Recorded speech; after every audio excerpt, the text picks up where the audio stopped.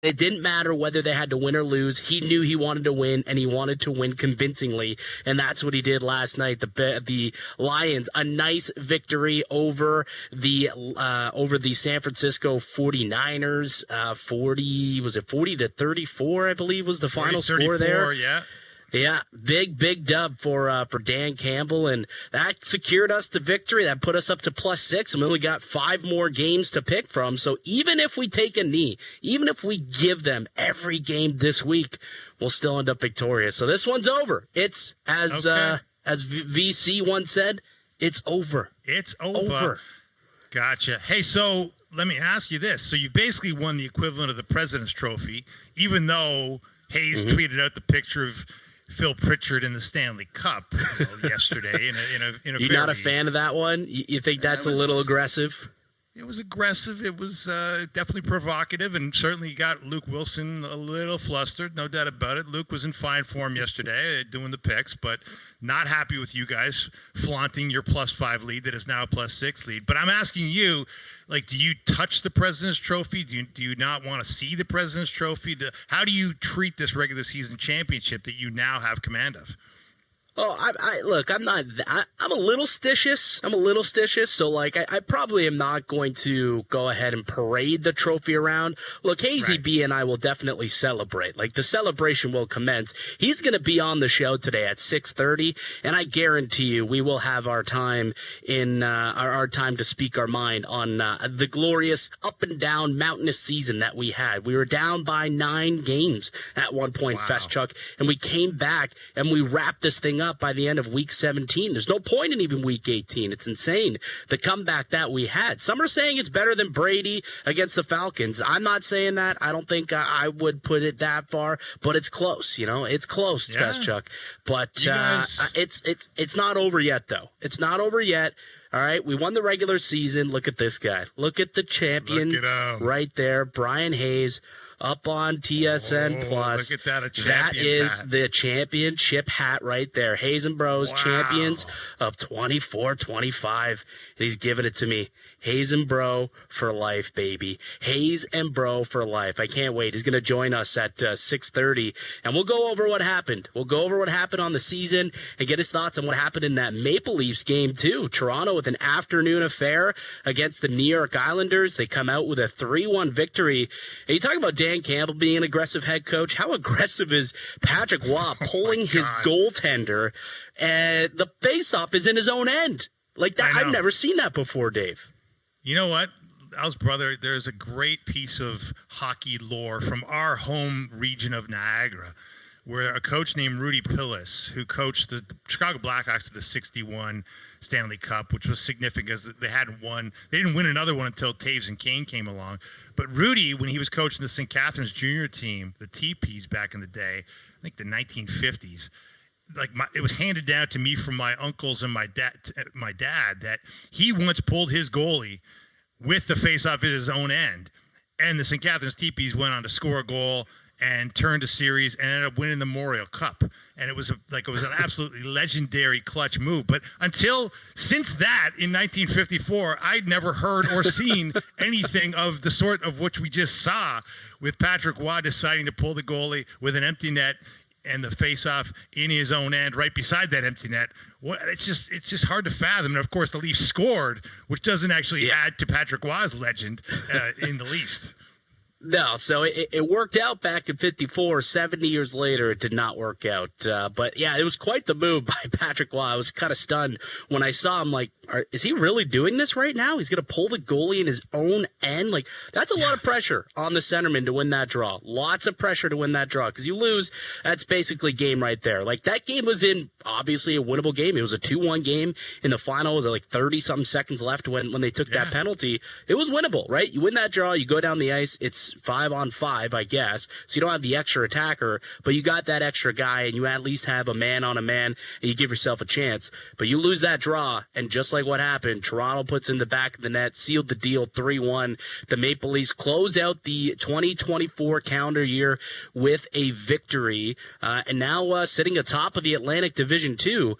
But I'll tell you what, Dave, you look at the game, it was really a lot of depth that stepped up in this one. It wasn't necessarily the stars that came through. It was a grinded out game, somewhat of a low event game, if you will. And, it wasn't the usual stars you see littered all over the score sheet. You had David Kampf scoring a goal. You had Steven Lorentz with a nice play to get past Mayfield and rip one past Sorokin.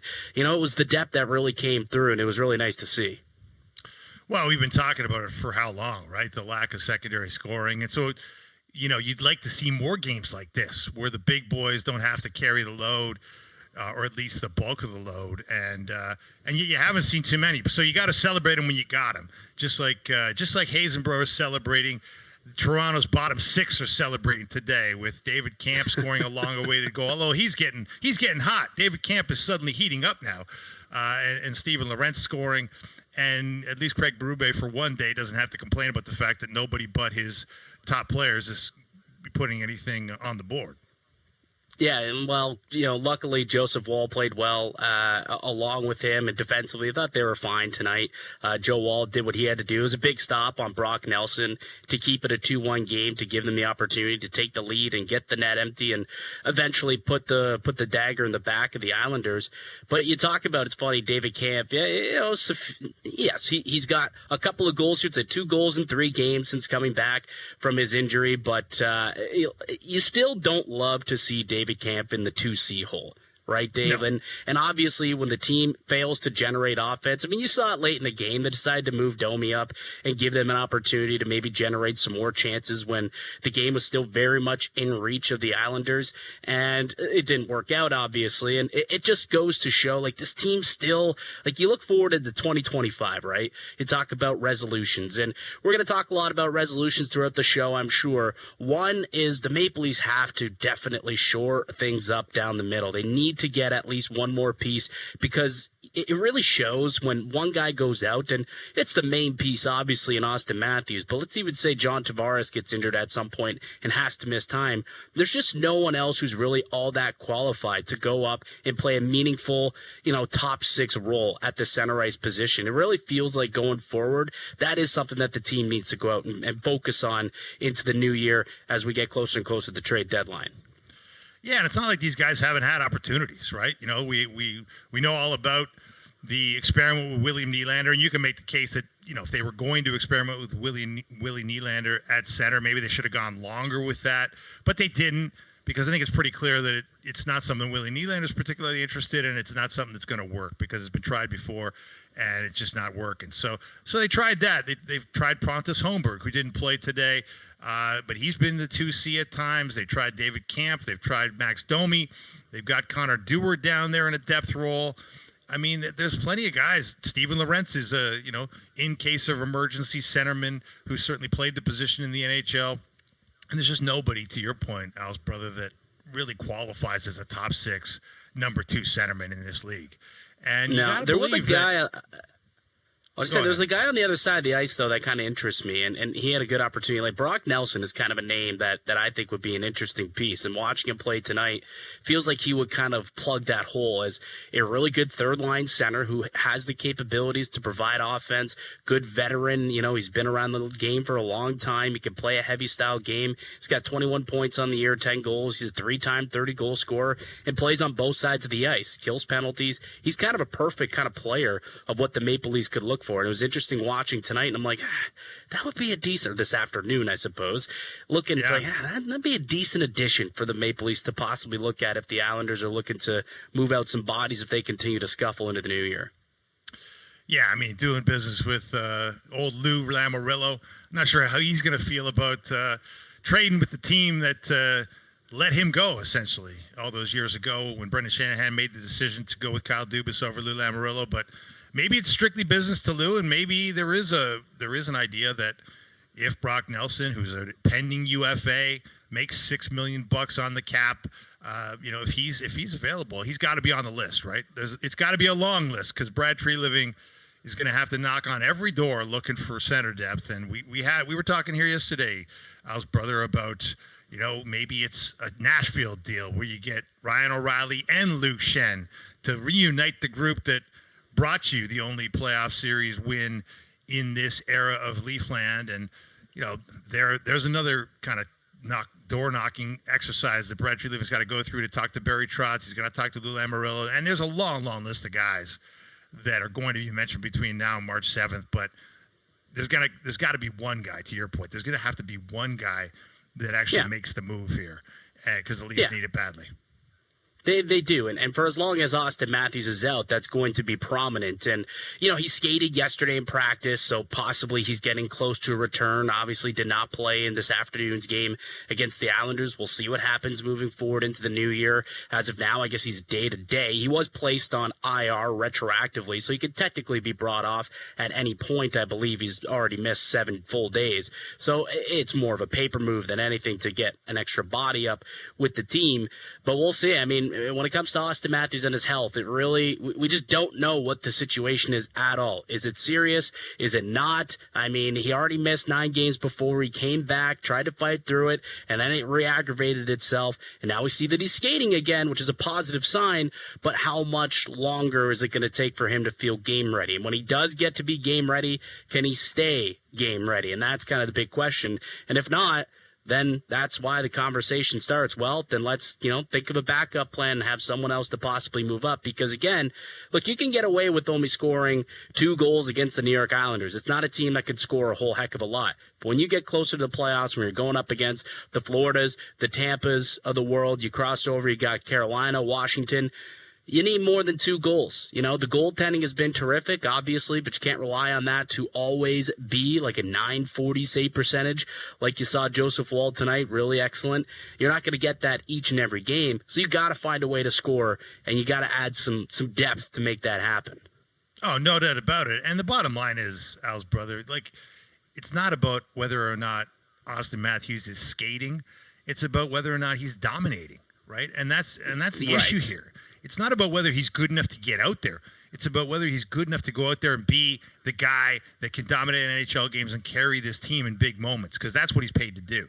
And if he's not that guy, don't bring him back. We don't want to see him out there at 50%. We don't want to see him out there at 60%. We don't want to see him out there at 30-goal pace. Nobody wants to see that. Let him rest until he's ready to go at 100% or very close thereof, because I just don't see the point of bringing him back in these half measures. This is about getting Auston Matthews back to full strength. Yeah, well, hopefully the new year can bring him some good health. Isn't that what we always wish people?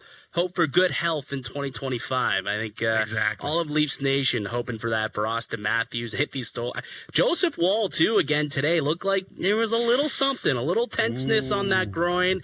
And I know that there was a lot of Leafs Nation that sat there and went, uh-oh. I know I tweeted out, I think it was like, oh, no, Wooly, don't go out of this game because you can't afford that. You already got Stolarz out a couple of weeks, and Woll, we already know the track record. Like, anytime this guy is going to shake out a leg or make some sort of stretch while he's out there in a game, it's always going to get your attention, isn't it, Dave? Well, that's the problem, right? Like, watching this guy as a Maple Leaf fan, like, your heart is in your throat, right? Because you know the history, and you know that the guy can play great in Game 6, and then on the very last play of Game 6, what happened? He hurt his back. He can't play in Game 7. The season's ruined. You know what I mean? And that's a scary feeling, and that's why, look, you talk about who needs to come back at 100%. It's Anthony Stolarz. They need Anthony Stolarz back at 100%. They cannot be fooling around here, bringing him back too early in the way they brought Matthews back too early. This is, the injuries are going to be the story of 2025 for the Maple Leafs. There's no doubt about it, at least for the first few months. And if they're not healthy, you're right. Toast to the Leafs' health tonight at midnight if you're a Leaf fan, because they need it. They need it as many good wishes as possible coming their way. Yeah, they need it in spades, that's for sure. So the Leafs with a 3-1 win over the New York Islanders today. The Raptors currently in action right now to finish off their 2024 slate. We got a big showdown tonight. Canada, USA, New Year's Eve, World Juniors. It should be a classic as usual. Mike Johnson going to join us at 5:30. He'll tee up the game. He's on the color commentary for that one. And Hazy B coming up at 6:30. Not sure what we're going to talk about. Not sure. I have no idea. We'll see. I'm sure he's got opinions on the Leaf game, among other things. Where's the Hazenbro merchandise store, and where can I buy a Hazenbro championship hat? That's what everybody wants to know. We'll talk, Feschuk. We'll talk. Okay. If you want to jump on Hazen, bro, and you want to give us one of these, Yeah. we could talk and we can possibly set you up with some merch. I'm Once just we finish asking the on job. behalf of the listeners. I'm asking on behalf of the listeners that are the fanboys that want to be a part of the Hazen Bro experience. It's in the works. right. Stay tuned. Stay tuned is what we'll have to say for that one. All right. Overdrive, we got a fun show here to wrap up the new year. Like I said, Johnny and Hazy B coming up in a little bit. We're going to be looking back on 2024, a little year in review today, and looking forward at some New Year's resolutions. Confirm or deny coming up in the 6 o'clock hour. Overdrive continues on the TSN radio network. Mike DiStefano, a.k.a. Al's brother, in for Brian Hayes. He will be on the show, though, later today at 6:30 to gloat about Hazen Bro winning the championship last night. Got Dave Feschuk of the Toronto Star in with me. I will say, though, Fess, like, although the Detroit Lions, so they win that game 40-36, and the offense looked good, but giving up 36 points to a quite injured 49ers offense that has not really been clicking all that well this season. A little disappointing and possibly a little concerning as a team that's heading into the playoffs, no? I would say so. Giving up 30 plus. I think it was 34, Al's brother, if I'm not mistaken. Yeah, 34. Giving up 34 to a 6-win team, and it was like 34. It was like Brock Purdy picked them apart early in that game. Like they scored. Yeah. The 49ers scored on the first 3 drives like it was no big deal. And it was just like, and it was easy enough to wonder, like, are the Lions actually playing hard here? Or I think they were playing hard. The defense is playing as hard as it could. It's just a decimated defense that has been absolutely riddled with injuries. And the offense had to bail it out. And it said something to me, Al's brother, that, you know, they pulled out some stops there. It was the Lions playing a 6-win 49ers team in essentially meaningless game, and they're running the hook and ladder trick play, you know, just for the heck of it. Like, and that tells you something. Like, this team needs every trick in the book to win games with the defense it's got right now. But what I like about them is that they're not afraid to pull out those tricks. You know what I mean? Like, it doesn't matter who what game it is, who they're playing, what the situation is, the down and distance, whether the game means anything, you know, standings wise or not. Dan Campbell's going to continue to be Dan Campbell, and he coaches the same way every minute he's on the football field. And I actually appreciate that. And I think it's a big reason why this team has been as successful as they've been. Like, even if something comes back to bite him, he's not afraid to go back the next time that opportunity comes up. It's a 50-50 play. He'll double down and do it again, right? And I think it has helped them more than it's hurt them. I agree. It's a great point by you. And I think you called that game. Like, I was wondering about the pick yesterday. You made the pick. You picked Lions minus 4.5, and I was thinking, this is a meaningless game for the Lions. Like, who's to say they're actually going to put the pedal to the metal? And you made the point, like, Dan Campbell only knows one way, and it is I don't think he would have accepted the pedal that. to the metal. He wouldn't have accepted that from himself or the people on the field. Yeah, exactly. And but I do wonder, like, this Ben Johnson, the offensive coordinator, who is the mastermind of a lot of these really cool trick plays that they've run all season, and is a very highly coveted coordinator who probably will not be in Detroit next year in all likelihood. He's probably going to get a head coaching job when all is said and done this season. He must have a lot of plays. Like, if you can waste one like they wasted that one yesterday, where it was Jared Goff to Amon-Ra St. Brown over to Jamison Williams and runs it in 41 yards on the hook and ladder, and they ran the fake fumble one against the Bears of all teams. Like, they used up a beautiful fake fumble play against the Bears. Like, they must have a ton of these, Al's brother.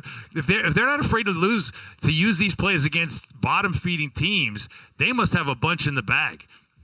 Yeah, honestly, they must, and I would imagine that they do, realistically, because they keep coming up with brand new ways each and every week to surprise us and surprise opposing teams, and I would think that they're not dumb enough to use up all the tricks in the bag. There's still a lot at the back of the playbook for when the playoffs roll around or next week when the division's on the line, the number 1 seed is on the line, a much-needed bye week into the playoffs will be on the line for a decimated Lions team.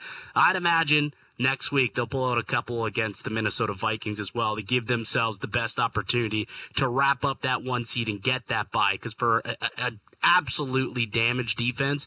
They desperately could use a week off to get healthy and start afresh in the playoffs, but we'll see. Coming up in a little bit, we got the captain, Hazy B. We'll chat about that game last night, the Leafs game this afternoon, and Mike Johnson going to join us also ahead of Canada-US tonight, which you can listen to right here on TSN 1050. I'm Mike DiStefano with Dave Feschuk of the Toronto Star. Overdrive continues on the other side.